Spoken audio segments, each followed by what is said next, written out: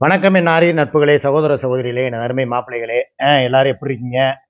அதாவதுங்க, நான் என்னதான் வெளிவேஷம் போட்டு நான் என் வீட்டுக்கே போக மாட்டேன், என் குடும்பத்தோடயே சேர மாட்டேன், தீபாவளி முடிஞ்ச உடனே விவாகரத்து கொடுத்துருவேன், அப்படி இப்படின்னு சொல்லி நான் ஓவர் பில்டப் கொடுத்தாலும் என் மனசு முழுக்க முழுக்க ஒரு தீபாவளி அன்னைக்காவது போய் குடும்பத்தோட நாங்கெல்லாம் சுமி கூட பெருமைக்கு சொல்லலை, சுமி கூட இருந்தப்ப சுப்பிரமணியபுரத்தில் நாங்கள்லாம் வாழ்ந்தப்ப, பழங்கானத்தத்துல எல்லாம் வாழ்ந்தப்பலாம் கறிமீன் எடுக்கிறதும், தீபாவளிக்கு முதல் நாள் நைட்டு போய் குடல் வாங்குறதும், மறுநாள் காலையில் போய் செவரட்டி வாங்குறதும், தலையை வாட்டி சாப்பிட்றதும், கால் வச்சு சாப்பிட்றதும், சூப்பு வச்சு சாப்பிட்றதும், அன்னைக்கு ஃபுல்லாக வெடி வெடித்து வழக்காடு மன்றம் பட்டிமன்ற டிவியில் பார்த்துக்கிட்டு சாயங்காலம் ஆனால் ஒரு தீபாவளி படம் பார்த்துட்டு ஒரு லைஃபு, அது ஒரு லைஃபு, ஒரு ஜாலியான லைஃபு, ஒரு அமைதியான லைஃபு.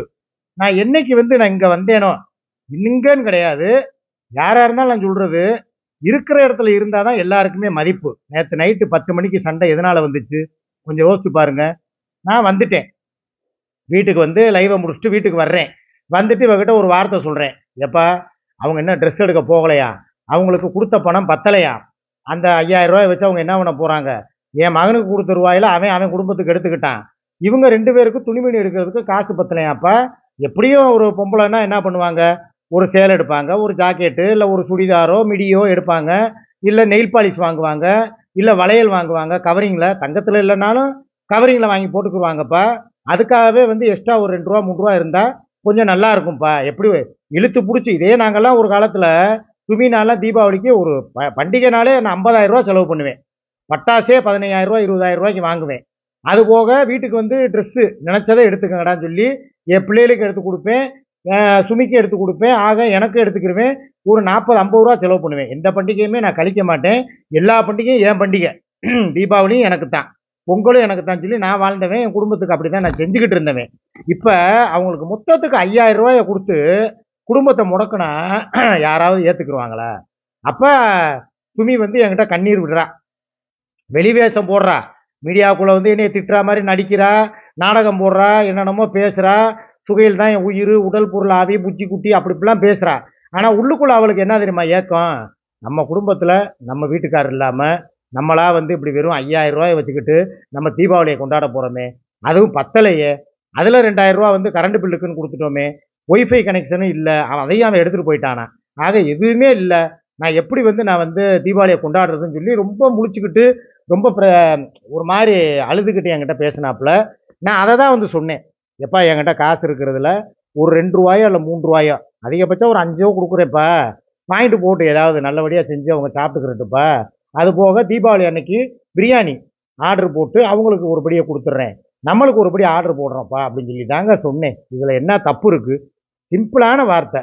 நீ எவ்வளோ தூரம் ஆசைப்படுறியோ, உனக்கு எவ்வளோ ஆசா பாசம் இருக்கோ, உன் பிள்ளைகளோட நீ தீபாவளியை கொண்டாடணும், நான் உன் கூட இருந்து பட்டாசு வெடிக்கணும், உன் கூடவே இருக்குன்னு நினைக்கிறியோ, அந்த ஆசையில் 1% ஆசையாவது அவங்களுக்கு இருக்குமா இருக்காதா? சரி என்னைய எடுத்துக்க, சுமிக்கு எனக்கு தான் ஆகாது, சரி போய் தொலையட்டும், என் பிள்ளைய பேரையும் கூட சேர்ந்து நான் பட்டாசு வெடிக்கணும், அவங்களுக்காக எதுவும் செய்யணும்னு சொல்லி நான் நினைக்க மாட்டேனா? அன்னைக்கு ஒரு நாளில் ஒரு மணி நேரம் அவங்க கூட இருக்கும்னு நினைக்க மாட்டேனா? அதெல்லாம் முடியாது. நீ எதுக்கு தேவையில்லாமல் அவளை ரொம்ப நீ பேச விட்டு வேடிக்கை பார்க்குற? அவள் உன்னையே பேசட்டும், நீங்கள் உங்களுக்குள்ளே உண்டானது, எதுக்கு தேவையில்லாமல் அவள் என்னையே பேசுகிறா?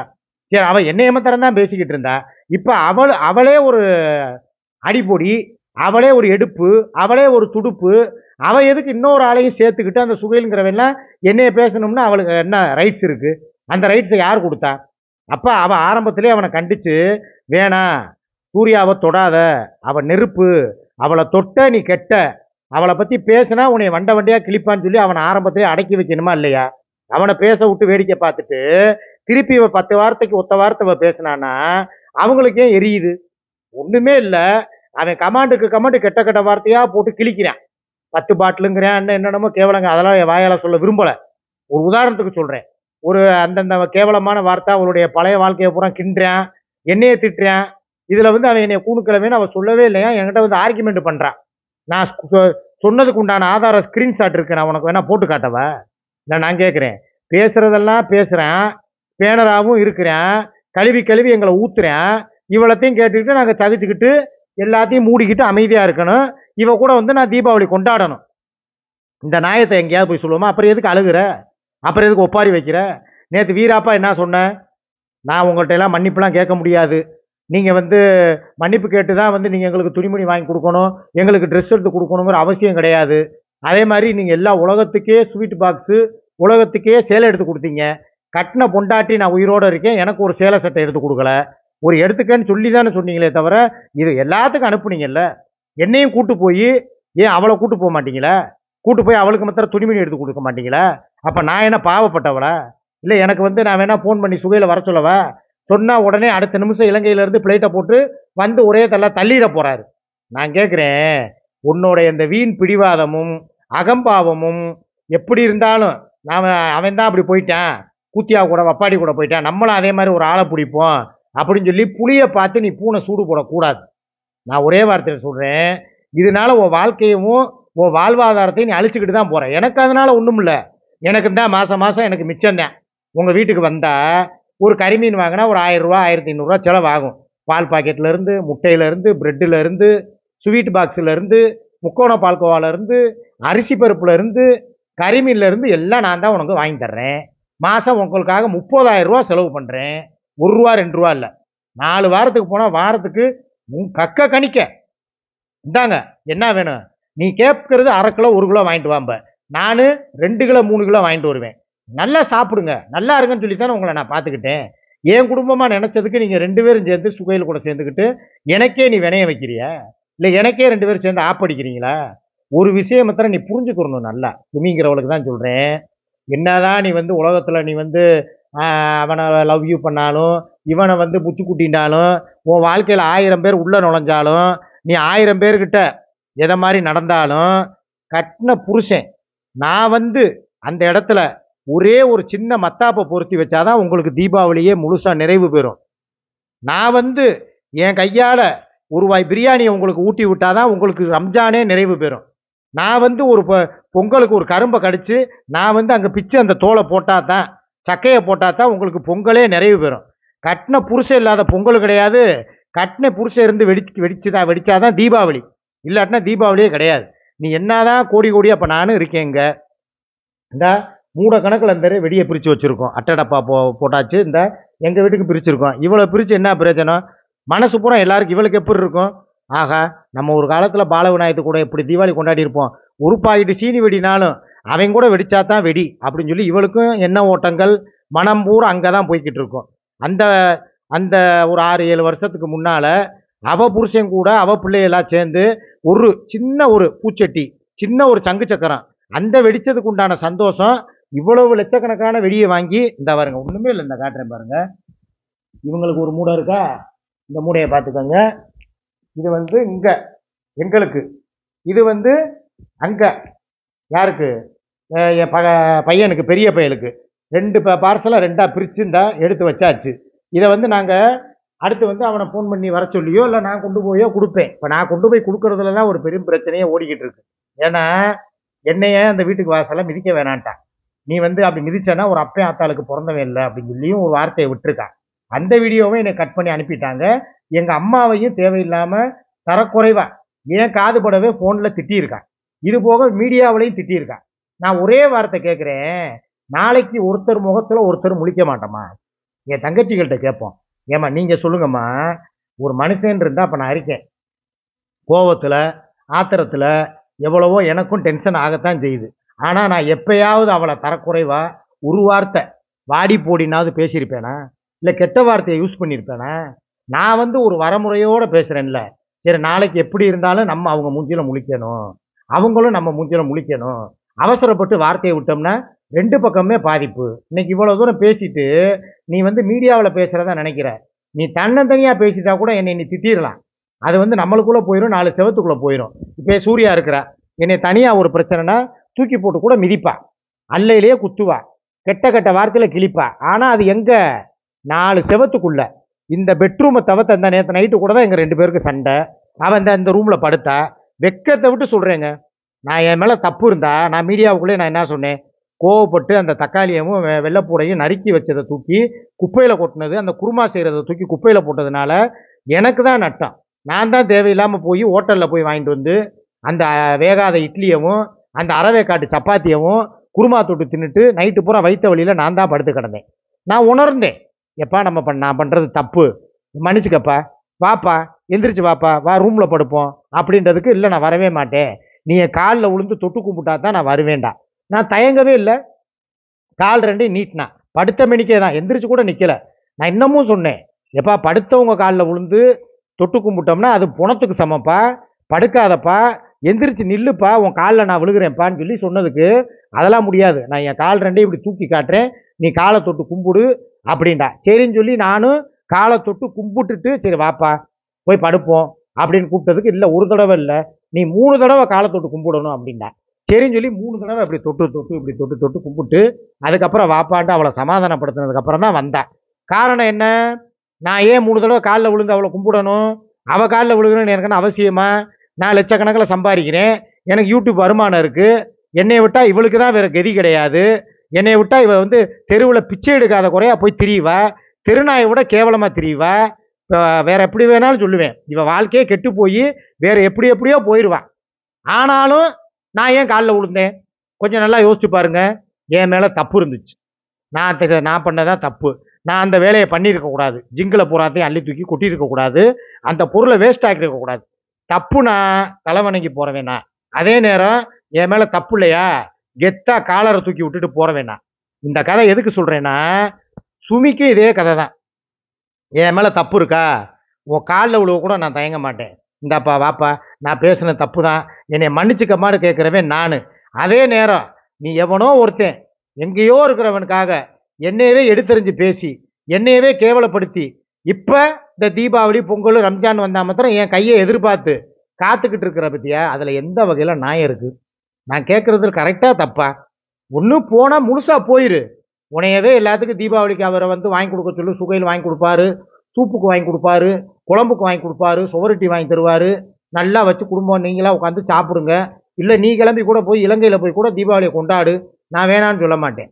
ஆனால் ஒரு நல்லது கெட்டது, ஒரு நல்ல காரியம் அப்படின்னா மாத்திரம் ஏன் காலை பிடிச்சி நக்கிற வேலை உனக்கு எதுக்கு? ஒரே வார்த்தை நான் கேட்பேன்ல, உன்கிட்ட காசு என்ன? ஏன் அவன் இப்போ தான் ஏதோ ரம்ஜானுக்கு ஏதோ அவன் கொடுத்த புடவையை தான் கட்டுவேன், அவன் கொடுத்த சுடிதாரை தான் போடுவேன்னு சொல்லி போட்டியாமே, எனக்கு அந்த ரிசல்ட்டு கூட வந்துருச்சு.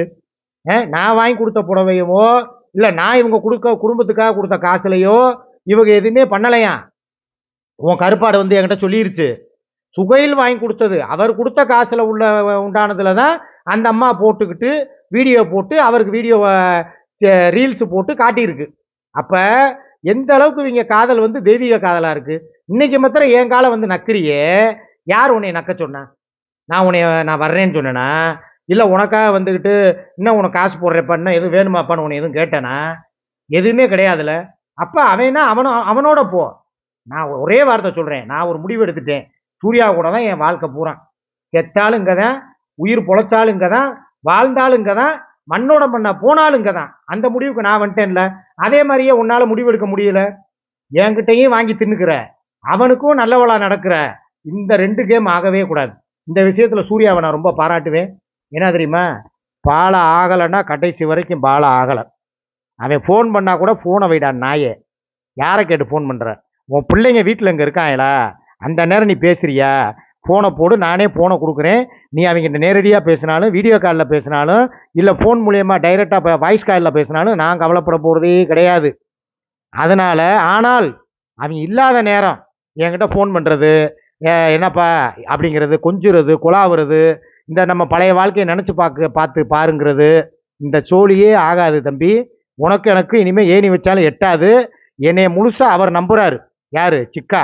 நான் என்னை வந்து அவர் நம்புகிறான். அதனால் அவருக்கு நான் நம்பிக்கை துரோகம் பண்ண மாட்டேன். நீ வந்து அந்த ஆள் இல்லாத நேரம், 6 to 7 லைவ் போடுற நேரம், இல்லை அவர் வெளியே போன நேரம் எனக்கு ஃபோன் பண்ணனா உனக்கு செருப்பு பிஞ்சிரும், உனக்கு விளக்கமாக தடி விழுகுன்னு சொல்லி அவனை ஒதுக்கி வச்சுருக்கான். இவ பொம்பளை, இவ தான் நியாயஸ்தி, இவ தான் மானஸ்தி. ஆனால் நீ இருக்க பற்றிய நான் கொடுக்குறதையும் வாங்கி சாப்பிட்டுக்கிறணும், அவனுக்கும் பூச்சிக்குட்டின்னு சொல்லி ஒரு 10 நிமிஷம் லைவில் இல்லாட்டினா, பேனர் இல்லாட்டினா பறக்கிறது, அப்படியே தேடுறது, அப்படியே எங்கே பூச்சி போனீங்க, வந்துட்டீங்களா பூச்சி அப்படிங்கிறது. உன்னைய மாதிரி டபுள் கேம் ஆடுறவளுகளெல்லாம் எனக்கு பிடிக்கவே பிடிக்காது. எனக்காக வாழ்கிற இவளைத்தான் எனக்கு பிடிக்கும். இப்பயும் சொல்கிறேன், இந்த வட்டம் தீபாவளிக்கு உனக்கு கொடுத்த காசை வச்சு வாங்கி கொடுத்து அதில் நீ வந்து செஞ்சு சாப்பிட்டு பண்ணி பார்த்துக்கிறதா இருந்தால் பார்த்துக்க. வேணும்னா போனால் போகுதுன்னு ஒரு அரைப்படி பிரியாணியோ ஒரு காப்பிடி பிரியாணியோ ஆர்டர் போடுறேன். சமைச்சு சாப்பிடாம ஸ்விக்கியில் ஆர்டர் போடுறத வாங்கி சாப்பிட்டுக்கங்க. நான் மாத்திரம் அந்த வீட்டு வாசப்படியை மிதிப்பேன்னு சொல்லி எதிர்பார்க்கவே பார்க்காதீங்க. நாளைக்கு இப்பயும் உனக்கு ஒரு சான்ஸ் தர்றேன். அக்டோபர் 16 நாளைக்கு தான். இந்த விஷயத்தில் உன்னை நான் காப்பாற்ற நினைக்கிறேன். நாளைக்கு வந்து வாய்தாவுக்கு போகணும், கோர்ட்டுக்கு வரணும். நீ வர்றதா இருந்தால் இன்னைக்கே ஃபோன் பண்ணி என்கிட்ட பேசணும். நான் இனிமேல் உனக்கு ஃபோன் அடிக்க மாட்டேன். இந்த வீடியோவில் பேசுகிறதோட சரி. நாளைக்கு வாங்கங்க, கோர்ட்டுக்கு போகணும், வக்கீலை ரெடி பண்ணிட்டீங்களா, வாரேன் அப்படின்னு சொல்லி நீயா வந்து வாலண்டரியாக என்கிட்ட பேசணும். நானாக வந்து உங்ககிட்ட பேச மாட்டேன். வந்தேன்னா உனக்கு தீபாவளி, இல்லைன்னா வெறுவாளி. எது வேணும் உனக்கு? முடிவு நீ எடுக்கிற ஒழுங்காக எடுக்கிற. தேவையில்லாமல் வந்துக்கிட்டு வீம்பு பிடிச்சிக்கிட்டு அதெல்லாம் இல்லை, நான் உள்ளே போனாலும் பரவாயில்லன்றேன்னா தாராளமாக போய்க்கன்ட்டு நான் பாட்டு கலட்டி விட்டுட்டு போயிட்டே இருப்பேன். எனக்கு இனிமேல் இதுதான் என் குடும்பம், இதுதான் என் வீடு, இங்கே தான் எனக்கு தீபாவளி. உங்களுக்கு கொடுக்க வேண்டிய பொருளை கொண்டு வந்து ஒரு இடத்துல வந்து அவனை வர சொல்கிறேன், கார் எடுத்துகிட்டு வர சொல்லு. அப்படியே கொடுத்து அங்கேயே கொடுத்துட்டு என் பேரனுக்கு ஒரு கிஸ்ஸு, அவ்வளவுதான். ஒரு ஸ்வீட் பாக்ஸ் கையில் கொடுத்துட்டு வேலையை முடிக்கிறேன். உனக்கு சேலை வேணுமா, பாவாடை வேணுமா, ஜாக்கெட்டு வேணுமா, சுடிதார் வேணுமா, குர்தா வேணுமா, எது வேணும்னாலும் அந்த அங்கே இருக்கான் பாரு ஒரு நாய், அவன்கிட்ட கேளு, அவன் வாங்கி தருவேன். என்னையெல்லாம் எதிர்பார்க்காத, நான் வரவும் மாட்டேன். இனிமேல் என் கையில் 10 காசு கிடையாது. இருந்த காசு பூரா கரைஞ்சி போச்சு. அதனால் நான் தீபாவளி கொண்டாடுறதுக்கும் எனக்கு செலவு இருக்குது. நாங்களும் கறி மீன் வாங்கணும், தலைக்கறி எடுக்கணும், குடல் வாங்கணும், சோறுட்டி வாங்கணும். எங்களுக்கும் தீபாவளிக்கு செலவு அதிகமாக இருக்குது. அதனால் உன் செலவு நீ பார்த்துக்க, எங்கள் செலவு நாங்கள் பார்த்துக்குறோம். என்ன மக்களே, நான் பேசுனதில் தப்பு இருக்கா? கிடையவே கிடையாது. என் தங்கச்சிக்கு சொல்லுங்க, அண்ணே நீங்கள் பண்ணுறதா நியாயம், அவளை கொஞ்சம் விட்டு பிடிங்க.